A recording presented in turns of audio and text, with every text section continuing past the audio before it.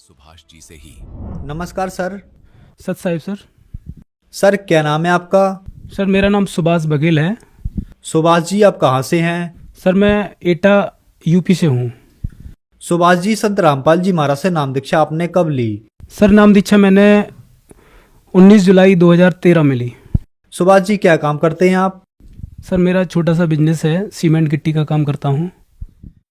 सुभाष जी संत रामपाल जी महाराज से नाम दीक्षा लेने से पहले क्या आप भक्ति साधनाएं भी करते थे? जी सर, मैं अपने गुरुदेव जी से नाम लेने से पहले बहुत सारी साधनाएं करता था। शुरू से ही, जन्म से ही मैं संत रामपाल जी महाराज से नाम लेने से पहले मैं ब्रह्मा विष्णु महेश की भक्ति करता था। राधा स्वामी पंथ में मैं 12 साल रहा और इसके अलावा राधा स्वामी पंथ में रहते रहते मैं ब्रह्मा कुमारी 3 साल ज्वाइन किया। ओशो को पढ़ता था, आसाराम जी के सत्संग में जाता था। मतलब ऐसा कोई संत पंथ जहाँ भी कोई सत्संग होता था मैं उस सत्संग में जाया करता था। लेकिन मेरी जो आत्म संतुष्टि थी, जो मेरे संशय थे वो ख़त्म नहीं हो रहे थे। तो ये भक्ति करते करते भी जो परमात्मा की चाह थी, जो प्यास थी, वो ख़त्म नहीं हो रही थी। जो कोई संत मिल जाता था मैं उसकी सेवा करता था और सेवा करने के बाद मैं उस संत से परमात्मा के बारे में चर्चा किया करता था। तो फिर आपको संत रामपाल जी महाराज के बारे में कैसे पता लगा? सर मुझे एक पुस्तक मिली थी संत रामपाल जी महाराज की, लेकिन राधा स्वामी में रहने के कारण मैं उस पुस्तक को कभी पढ़ नहीं पाया। कहने का मतलब हमारे जो पुस्तक थी उस पुस्तक में वेद और गीता के बारे में बताया गया था। उस पुस्तक का नाम ज्ञान गंगा था। तो उस पुस्तक को मैं सिर्फ अपने कवि साहब की बाणी और उसमें जो बाणियां हुआ करती थी उन बाणियों को मैं पढ़ता था। लेकिन मैंने एक शर्त रखी थी कि आप मुझे संत रामपाल जी महाराज के सत्संग में ले जाएंगे और मैं चलूंगा तब जब आप मेरे प्रश्नों का उत्तर आप गुरुजी से दिलवा देंगे।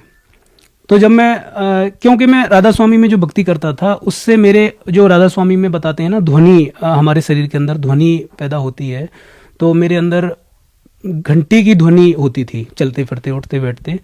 तो मैं इस ध्वनि को, ये जो शब्द है ना, इस शब्द को ही समझता था कि इस शब्द ही, क्योंकि राधा स्वामी में जो बताते हैं कि शब्द को सुन करके ही हमें मुक्ति मिलेगी, शब्द के साथ ये आत्मा जाएगी। तो जब हमने आश्रम में पहुंचने के बाद हमने शंका समाधान में गए। शंका समाधान में जाकर के जब हमने उस शब्द के बारे में चर्चा की तो उन्होंने मुझे कर नैनो दीदार महल में प्यारा है वो पुस्तक सामने रखी और उन्होंने बताया, देखिए ये शब्द जो है ना शरीर के अंदर जो हो रहे हैं, इन शब्दों से मुक्ति नहीं हो सकती, ये काल के शब्द हैं। क्योंकि अंड और पिंड के अंदर जो भी है ये काल का ही है। गरीबदास जी की बाड़ी है, अंड पिंड से अगम है न्यारी सिंधु समाधि। तो जब हमें इन चीज़ों का पता चला तो फिर मैंने संत रामपाल जी महाराज से नाम लिया और उनकी भक्ति की। सर संत रामपाल जी महाराज से नाम दीक्षा लेने के बाद आपको क्या क्या लाभ हुए? संत रामपाल जी महाराज जी से नाम लेने के बाद मुझे दैविक और आध्यात्मिक तीनों तरह के लाभ मिले।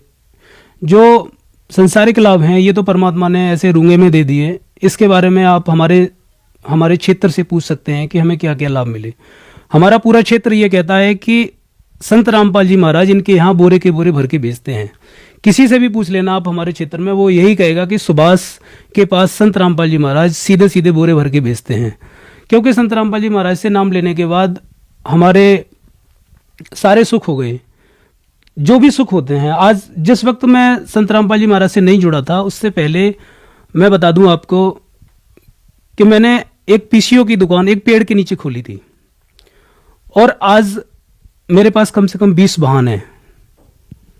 एक साइकिल से लेकर के 4 मोटरसाइकिल, 4 गाड़ियां, जेसीबी, सब कुछ है मेरे पास संत रामपाल जी महाराज की कृपा से। और इसके अलावा हमारा जो लाभ हुए हैं मैं कितना गिनाऊं आपको, कितने बताऊं। मतलब मैं सोचता हूं, जिस चीज के बारे में सोचता हूं संत रामपाल जी महाराज मेरे हर शब्द सोचने से पहले खड़े होते हैं।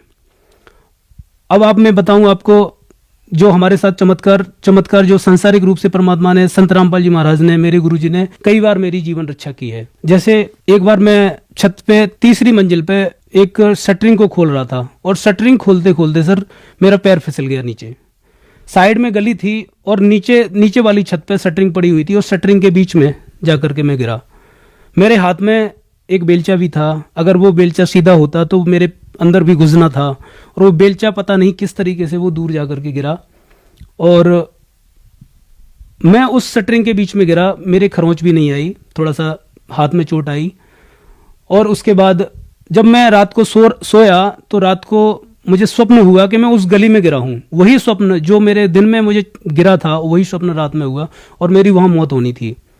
एक क्या, इतने मेरे साथ चमत्कार हुए हैं। दूसरा मैं बताऊँ आपको कि एक बार मैं मोटरसाइकिल से आ रहा था और सड़क एकदम साफ थी, नई सड़क थी। मोटरसाइकिल से था, आगे ब्रेकर था, आगे इको गाड़ी थी, तो इको वाले ने ब्रेक ले लिए और मेरी गाड़ी कम से कम 70-80 की स्पीड पे थी। तो ब्रेक लेने के कारण मेरी गाड़ी उस इको में घुस गई। लेकिन मेरे थोड़ी सी चोट आई और थोड़ी देर के बाद मैं उसी मोटरसाइकिल से स्टार्ट करके घर तक आया। घर पे अगले दिन मैंने जब डॉक्टर को दिखाया तो मेरे हाथ में फ्रैक्चर था, लेकिन मुझे उस टाइम कुछ भी नहीं मालूम पड़ा। मेरी पत्नी को संत रामपाल जी महाराज ने जीवन दान दिया, मेरे पापा जी को जीवन दान दिया। आपको कितने सुख गिनाऊं सर, मतलब ये मान के चलिए कि पल पल पे सुख है। सर, संत रामपाल जी महाराज से नाम दीक्षा लेने के बाद आपको बहुत सारे लाभ प्राप्त हुए, तो जो दर्शक आज आपको देख रहे हैं, खास करके राधा स्वामी पंथ वालों के लिए आप क्या कहना चाहेंगे? सर, राधा स्वामी पंथ जब तक हमें ज्ञान नहीं था, और जिसको ज्ञान नहीं होता है, जिस तरीके से एक बच्चे को ज्ञान नहीं होता है वो किसी भी वस्तु को मुंह में दे लेता है, इसी तरीके से समाज को ज्ञान न होने के कारण आज वो हमारे संत रामपाल जी महाराज को कुछ भी बोलते हैं, कुछ भी कहते हैं। लेकिन मुझे उसका बुरा नहीं लगता, क्योंकि हीरा है ना, जो कीमती होता है वो सबके लिए होता है। अगर उसकी कीमत, चाहे ये लोग कीचड़ डालते हैं या कुछ भी डालते हैं, उसको अगर बाजार में जिस दिन जौहरी उसको देखेगा, कितनी भी कीचड़ डाल दो, लेकिन जौहरी जिस दिन उस हीरे को लेगा उसका मोल 1 रुपया कम नहीं होगा। तो मैं संत रामपाल जी महाराज की शरण में आने के बाद मुझे जो ज्ञान हुआ, उस आधार पर मैं राधा स्वामी वालों को उनसे निवेदन करना चाहता हूँ, जो राधा स्वामी का ज्ञान है वो कहीं से भी कोई प्रमाणित नहीं है, वो सिर्फ एक मनगढ़ंत कहानी है। मैं एक लाभ और बताऊं आपको कि मैं राधा स्वामी में 12 साल रहने के बाद मेरे कान रुंध गए थे। डॉक्टर ने पता नहीं क्या क्या बोल दिया था कि ये इसकी तो बहुत लंबी दवाई चलनी है, ये तो बहुत बड़ा इन्फेक्शन हुआ है। कान बंद कर करके हम 2.5 घंटे बैठते थे सुबह शाम, तो जो हमारे कान बंद हो गए थे। संत रामपाल जी महाराज से नाम दीक्षा लेने के बाद मेरे कान पूरी तरीके से ठीक हुए। तो मैं राधा स्वामी वालों को ये बताना चाहता हूँ, देखिए जो ये ज्ञान है कहीं से भी कोई प्रमाणित नहीं है। जिस ज्ञान का कोई प्रमाण नहीं है वो ज्ञान सत्य हो ही नहीं सकता और उससे कोई लाभ नहीं हो सकते। यही निवेदन करना चाहता हूँ कि वो लोग कम से कम सत्संग सुने और समझें और अपने शास्त्रों से मिलाएं, अपने महापुरुष जो ज्ञान को बोल के गए हैं उनसे मिलान करके संत रामपाल महाराज की शरण में आए। सर, आप ब्रह्मा कुमारी पंथ में गए, फिर आप राधा स्वामी पंथ में आए और एक लंबे अरसे तक आप राधा स्वामी पंथ में रहे। फिर आपने संत रामपाल जी महाराज को अपना गुरु बनाया, मतलब कि गुरु बदला। सर कहते हैं कि गुरु नहीं बदलना चाहिए, गुरु बदलना पाप है, गलत है, तो क्या आपने ठीक किया? सर, मेन चीज ये है कि इस चीज को हम नहीं मानते, क्योंकि कबीर साहब की वाणी कहती है कि जब तक गुरु मिले नहीं साचा, तब तक गुरु करो 10 पाचा। आप एक बात बताइए, अगर हम कोई रोग हो जाता है, अगर किसी एक डॉक्टर से ठीक नहीं होता है तो हम 10 डॉक्टरों के पास जाते हैं। और डॉक्टर की भी पहचान है ना, जिस तरीके से एक गुरु की पहचान है कि नानक जी की बाणी में है जो 2 अक्षर का भेद बतावे सोई गुरु पूरा कहावे। तो आज तक किसी भी गुरु ने 2 अक्षर का भेद नहीं बताया कि वो 2 अक्षर कौन से हैं। गीता अध्याय 4 के 34 में कहा है कि उस तत्वदर्शी संत की खोज करो। ठीक है, उस तत्वदर्शी संत की खोज करो। और अध्याय 15 के पहले, दूसरे, तीसरे में कहा है कि जो उल्टे लटके हुए वृक्ष को जड़ तना शाखा सहित बता देगा वो होगा पूर्ण संत। लेकिन आज तक किसी ने इस चीज के बारे में नहीं बताया। तो एक संत की पहचान है, एक काला कोट पहनने वाला वकील नहीं हो सकता सर, एक सफेद शर्ट पहनने वाला डॉक्टर नहीं हो सकता। डॉक्टर वो है जो दर्द और दवा जानता है, एक वकील वो है जो संविधान जानता है, एक सदगुरु वो है जो शास्त्रों को जानता है, जो जिसका ज्ञान शास्त्रों से मिलता है और सभी महापुरुषों से मिलता है, उसको हम पूर्ण संत कह सकते हैं। सर, पूर्ण संत संत रामपाल जी महाराज से नाम दीक्षा कैसे ले सकते हैं? सर, संत रामपाल जी महाराज से नाम दीक्षा लेने के लिए बहुत सारे ऑप्शन हैं। आप बहुत सारे चैनल पे सत्संग आता है जिसपे एक पट्टी चलती है, उस पट्टी पे नंबर लिखे होते हैं, उन नंबरों पे फ़ोन करके भी आप नाम दीक्षा ले सकते हैं। या हम संत रामपाल जी महाराज की पुस्तकों की सेवा होती है, उन पुस्तकों पे नंबर लिखे होते हैं, उन पुस्तकों पे भी जो नंबर लिखे होते हैं उनको फ़ोन करके हम उनके हिसाब से नाम दीक्षा ले सकते हैं। और पूरे भारत में हर जिले में संत रामपाल जी महाराज के नामदान केंद्र खुले हुए हैं। सर, धन्यवाद आपका। जी सर, सत साहिब। लेकिन ऐसा क्या हुआ जो इन्होंने राधा स्वामी पंथ की भक्ति साधना को त्याग कर हैं अजय भारती जी की कहानी इन्हीं की जुबानी। नमस्कार सर। सर सत साहब। सर क्या नाम है आपका? जी मेरा नाम अजय भारती है। अजय जी आप कहाँ से हैं? मैं गुड़ियारी रायपुर छत्तीसगढ़ से हूँ सर। अजय जी संत रामपाल जी महाराज से नाम दीक्षा आपने कब ली? सर मैं संत रामपाल जी महाराज जी से नाम उपदेश 14/10/2019 में लिया है जी। संत रामपाल जी महाराज से नाम दीक्षा लेने से पहले आप क्या भक्ति साधनाएं करते थे? मैं शंकर भगवान मेरा इष्ट देवता था, मैं उसकी पूजा पाठ करता था, नवरात्रि उपवास भी रहता था, 9 दिन उपवास भी रहता था, घर में लड्डू गोपाल भी रखा हुआ था, मैं उसकी भी पूजा पाठ करता था। मतलब सर जी मैं बताऊं क्या कि जैसे माताएं बहनें जैसे भक्ति करते थे मैं सेम वैसे ही भक्ति करता था।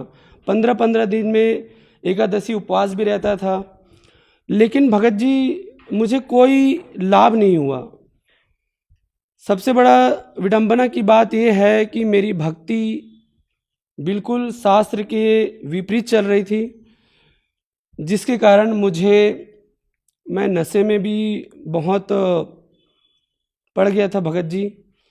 आज से लगभग 10 साल पहले मेरे यहाँ पिताजी का देहांत हुआ, जिसके बाद मैं काफ़ी नशे में लिप्त हो गया था।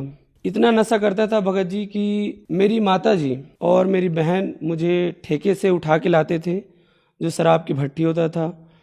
मैं जहाँ ड्यूटी जाता था भगत जी, वहाँ के भी मेरे मित्र बंधु लोग भी मुझे घर तक पहुँचाते थे। मैं इतना नशे में लिप्त हो गया था भगत जी, फिर भी मैं पूजा पाठ करता था कि शायद कहीं मुझे शांति मिले, मुझे मोक्ष मिले, लेकिन ऐसा कुछ भी नहीं हुआ। तो फिर आप संत रामपाल जी महाराज की शरण में कैसे आए? सर हुआ ये कि मेरे छोटे वाली बहन का पति मेरा दामाद जी, उन्होंने संत रामपाल जी महाराज जी का सत्संग सुन रखा था। उन्होंने मुझे कॉल करके बताया कि मैंने ज्ञान गंगा बुक और जीने की राह ये दोनों पुस्तक ऑर्डर किया है। तो मेरा घर तो काफ़ी दूर है, इसीलिए भगत जी उन्होंने मेरे घर में वो ऑर्डर पता लिखवा दिया था। तो एक भगत जी है जिन्होंने वो बुक मेरे घर में लाया, लेकिन भगत जी मैं बुक तो पढ़ता ही नहीं था, रख दिया था। मैं एक बात और बताना भूल गया था कि जिस भी देवी देवता की मैं पूजा पाठ करता था तो मैंने सुन रखा था कि गुरु बनाना जरूरी है, गुरु बिना तो मोक्ष होता नहीं। तो मैंने गुरु ढूंढा कि कौन से गुरु जो मुझे सच्चा ज्ञान दे सके और सच्ची भक्ति दिला सके और जो मुझे इस पृथ्वी लोक से मोक्ष दिला सके। तो मेरा एक मित्र था जिन्होंने मुझे राय दिया कि आप राधा स्वामी पंथ में जाइए।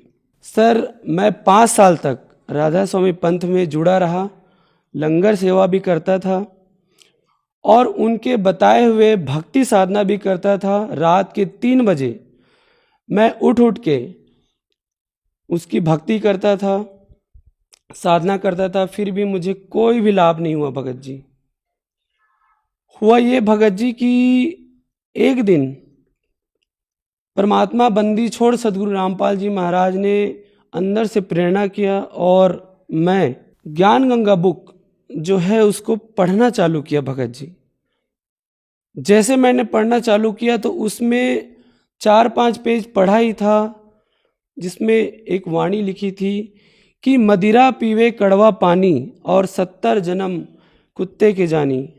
सर मैं अंदर से एकदम हिल गया कि जो नशा करता है वो 70 जन्म तक कुत्ते का जन्म ले गया।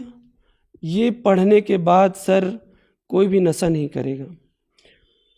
दूसरा मुझे ये पता चला भगत जी कि 3 देव की जो करते भक्ति उनकी कदे ना होवे मुक्ति। जिस देवी देवताओं की मैं पूजा पाठ करता था, ब्रह्मा विष्णु महेश दुर्गा गणेश, ये तो सब नासवान हैं, इनकी भी जन्म मृत्यु होती है। सर इनके भी आयु सुनिश्चित कर रखी है विधाता ने, और इनकी भी जन्म मृत्यु होती है, तो मुझे कैसे मोक्ष दिला पाएंगे। फिर भगत जी मैं ज्ञान गंगा बुक पढ़ा। पढ़ने के बाद मुझे लगा कि ज्ञान तो सही है। फिर मैं तो राधा स्वामी पंथ में था भगत जी। तो एक दिन हुआ ये कि मेरे जो दमान जी है और मेरी बहन जो मेरे से पहले परमात्मा बंदी छोड़ सदगुरु रामपाल जी महाराज में जुड़ने से पहले ही वो लोग मालिक के शरण में आ गए थे, बंदी छोड़ सदगुरु रामपाल जी के शरण में। तो अचानक हिसार जाने का मेरे घर में कार्यक्रम बना और मुझे भी उनमें सम्मिलित होने के लिए कहा गया, लेकिन मैं अज्ञानी था। अपने अज्ञानवश मैं मना करता गया कि नहीं, मैं राधा स्वामी पंथ में हूँ तो मैं नहीं जाऊँगा। जिस दिन दूसरे दिन ट्रेन था भगत जी रिजर्वेशन का, उसके रात को मैं 9 बजे अपने जो सर हैं उनको कॉल किया कि लास्ट बार चलो ठीक है, आप लोग इतना प्रेरित कर रहे तो मैं चले जाता हूँ, लेकिन छुट्टी तो मिल नहीं रही है। लेकिन बंदी छोड़ सदगुरु रामपाल जी महाराज अपने शरण में लेने के लिए ही शायद उन्होंने ऐसा दया किया मुझ पे, इस दास के ऊपर, कि मेरी एक फ़ोन लास्ट फ़ोन लगाने पर मेरी छुट्टी अर्जी पास हो गई और मैं 1 हफ्ते के लिए मुझे छुट्टी मिला। मैं वहाँ गया हिसार भिवानी आश्रम संत रामपाल जी महाराज के शरण में। जैसे ही मैं आश्रम के दहलीज को पार करके अंदर गया भगत जी, वहाँ का नज़ारा देख के कि वहाँ जितने भी बहनें थी, माई थी, भाई लोग थे, उनका व्यवहार, सत साहब जी आप यहाँ बैठिए जी, सत साहब जी, वहाँ का आदर सम्मान और भक्ति साधना देख के भगत जी मैं अंदर से इतना गदगद हो गया। मैं रात को भंडारा लेके जैसे सोया, भगत जी सुबह उठते ही संत रामपाल जी महाराज से मैंने नाम उपदेश लिया। सर, संत रामपाल जी महाराज से नाम दीक्षा लेने के बाद आपको क्या लाभ मिले? भगत जी लाभ का मैं आपको बता नहीं सकता, इतने लाभ दिए हैं बंदी छोड़ सदगुरु रामपाल जी महाराज ने। सबसे पहले मुझे लाभ ये मिला कि मुझे आध्यात्मिक लाभ मिला। दूसरा लाभ मुझे भगत जी ये मिला कि मैं नशे में बहुत धूत रहता था, जिसके नाम से मेरे परिवार वाले बहुत परेशान रहते थे। मेरे घर वाले, मेरे पड़ोसी ये बोलते थे कि ये नशे को कभी छोड़ नहीं सकता। लेकिन बंदी छोड़ सदगुरु रामपाल जी महाराज के शरण में आने के बाद, उनकी भक्ति विधि करने के बाद भगत जी मैं नशा तो क्या, जो सामने वाला भी नशा करता है तो उसको भी मना करते हैं कि नशा करना बहुत गलत चीज़ है। दूसरा लाभ मुझे ये हुआ भगत जी कि नशा करने के से मुझे पैसे मेरे पास इकट्ठा होता नहीं था भगत जी, मैं पैसे को बर्बाद कर देता था। और हम लोग 15 साल से रेंट में रहते थे भगत जी। मालिक की दया इतनी हुई कि पैसा इकट्ठा होना भी चालू हुआ और आज के समय में बंदी छोड़ सदगुरु रामपाल जी महाराज के शरण में आने के बाद मैं खुद का घर, मालिक की दया से 40 लाख का हमारा घर बना है भगत जी। तीसरा लाभ हो मैं ये हुआ सर कि मेरी माता जी को कैंसर हो गया था। एक बात बताना मैं भूल गया भगत जी कि मैं हॉस्पिटल लाइन में वर्क करता हूँ, मैं एक वार्ड बॉय हूँ और 4 साल मैंने कैंसर वार्ड में भी ड्यूटी किया है। तो मुझे पता है भगत जी कि एक कैंसर मरीज को किस तरह से ट्रीट किया जाता है और उसमें 2 प्रकार से ट्रीट होता है भगत जी। पहला तो कीमोथेरेपी होता है, दूसरा रेडियोथेरेपी होता है।